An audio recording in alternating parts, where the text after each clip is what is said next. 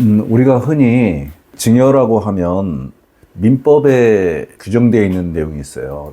그거는 주는 사람과 받는 사람이 무상으로 재산을 주고 그다음에 받는 사람은 그걸 받겠다고 승낙을 하는 계약이죠, 계약.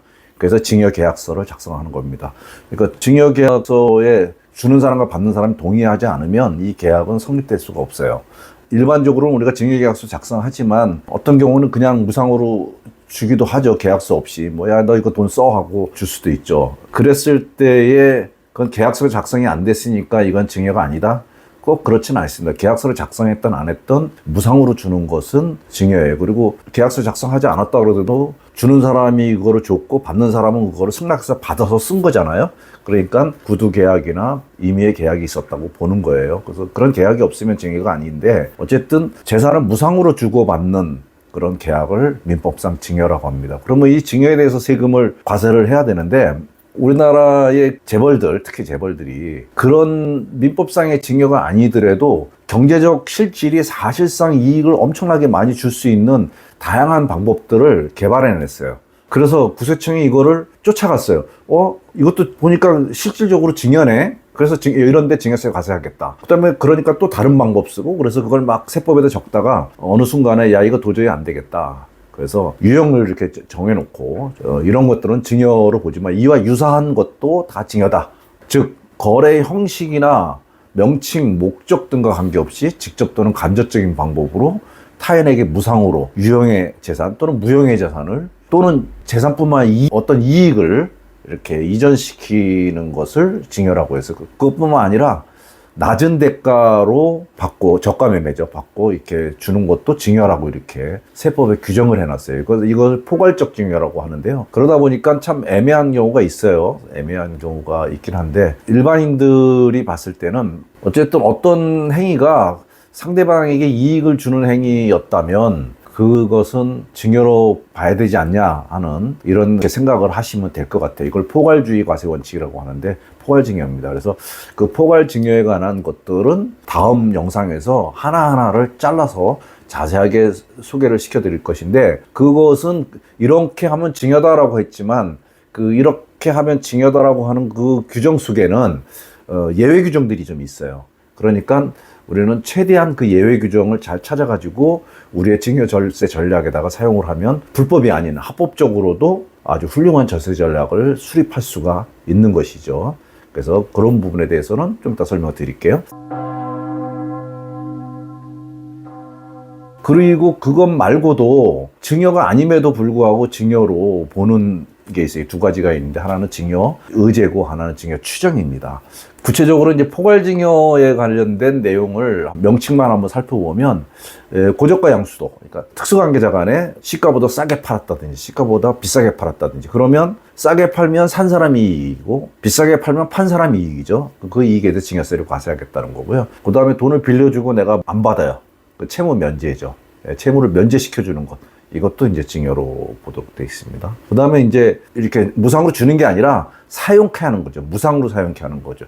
예를 들어서 아버지의 상가를 내가 무상으로 사용한다든지 아니면 시가보다 훨씬 저렴한 가격으로 내 임대료를 내고 쓴다든지 이러면 이것도 증여로 보겠다는 거고요. 그 다음에 이제 돈을 빌려줄 때 이자를 저리로 빌려준다든지 또는 돈을 안 받는다든지 이러면 또 이자 차익도 증여로 보겠다 이런 얘기입니다. 그리고 또 한 가지는 자녀가 돈이 없어가지고 은행에서 대출을 받으려고 하는데 대출이 안 돼요. 왜냐하면 담보도 없고 아무 신용도 없으니까. 그랬을 때 부모가 담보를 제공해주면 이 부분도 담보를 제공해줬기 때문에 낮은 이자를 받았다고 보는 거죠. 그래서 이 부분에 대해서도 증여세 과세 기준을 가지고 있습니다. 그거 외에도 조금 어렵지만 어쨌든 증여를 받은 자산이 5년 내에 가치가 증가하면 그 5년 후에 그 가치 증가분에 대해서 증여세를 과세하도록 되어 있습니다. 근데 이 부분도 상당히 좀 어려운 부분이긴 한데요. 예를 들어서 상장이 곧 될 것 같은 주식을 미리 증여를 한 다음에 그 다음에 상장을 해요. 5년 내에.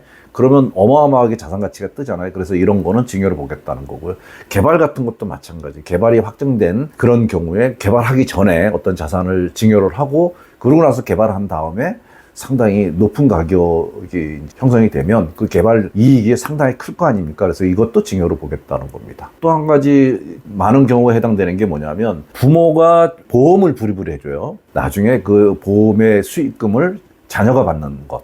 이것도 징여예요. 예. 이때 계약자가 부모가 되고 수익자가 자녀가 되거나 계약자가 남편이고 수익자가 배우자가 되거나 뭐 어쨌든 계약자하고 수익자가 다르면 이거를 계약자가 수익자에게 징여한 것으로 보는데, 중요한 것은 이 계약자는 보험 계약에서는 계약자라고 하지만 세법에서는 계약자보다 더 중요한 게 불입자예요. 예를 들어서 내가 계약을 하고 내가 수익자예요. 그런 보험 들 수 있죠. 그런데 그 계약자는 나지만 돈 불입은 부모가 했다면 이거는 부모가 불입한 것으로 봐서 부모가 자녀한테 보험금을 증여한 것으로 보는데, 이때는 불입한 금액을 증여한 것으로 보는 것이 아니라 나중에 보험금으로 수령한 금액을 증여로 보는 이런 규정들이 있습니다. 그 외에도 주식과 관련된 다양한 어떤 것들이 있는데, 주식과 관련된 것들은 또 일반인들은 또 좀 생소한 부분이기 때문에 여기서 그것은 생략을 하도록 하겠습니다.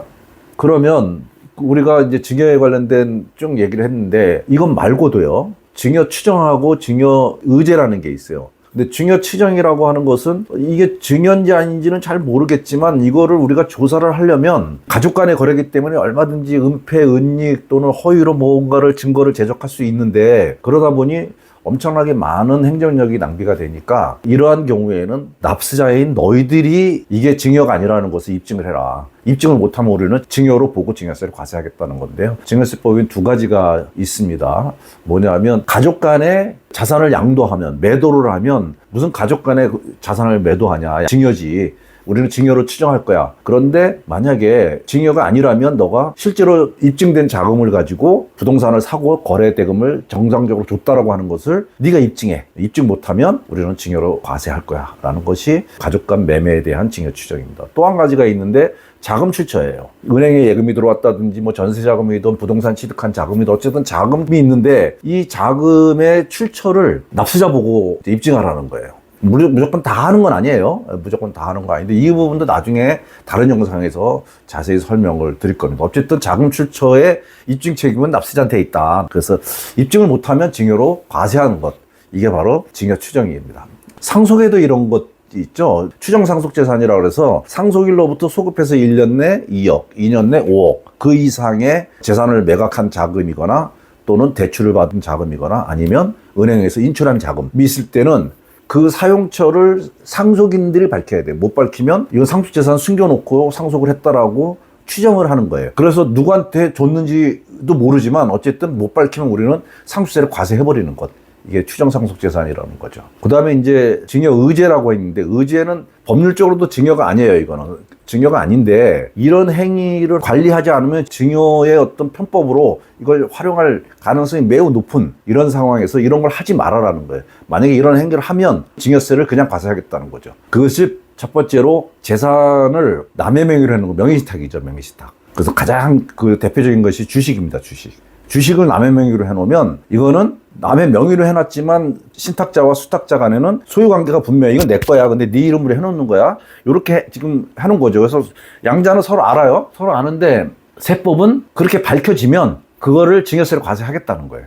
근데 만약에 그거를 안 밝히면 어떻게 돼요? 그러면 수탁자 것이 된다 그러면 수탁자가 증여받은 것이 되겠죠. 그래서 그 수탁자한테 증여세를 과세하는데 그렇다는 겁니다. 그 다음에 이제 일감 몰아주기하고 그 다음에 또 뭐 사업계 제공하는 것 이런 것들이 있는데, 이건 중소기업 간에 거래하는 것은 지금은 과세하지 않고 있습니다. 그래서 이것도 잘 활용하시면 좋은 증여 방법이 될 수 있다 이렇게 보시고요. 그 다음에 이제 저가양도 양수, 자녀법인을 통한 우회 증여하는 방법들이 있어요. 이거는 나중에 좀 여러 편으로 나눠가지고 자세하게 설명을 드릴 겁니다. 요즘에도 상당히 많이 사용하고 있는 절세 방법인데요. 어쨌든 법인을 통해서 우회 증여하는 것도 이거는 증여가 아니지만 증여세를 과세하겠다.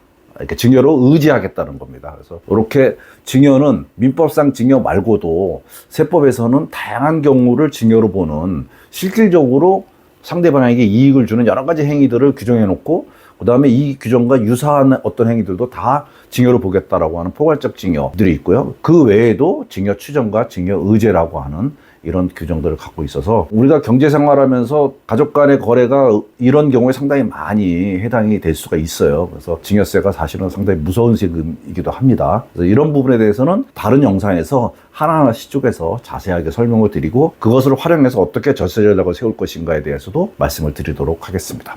이번 영상은 여기까지 하겠습니다.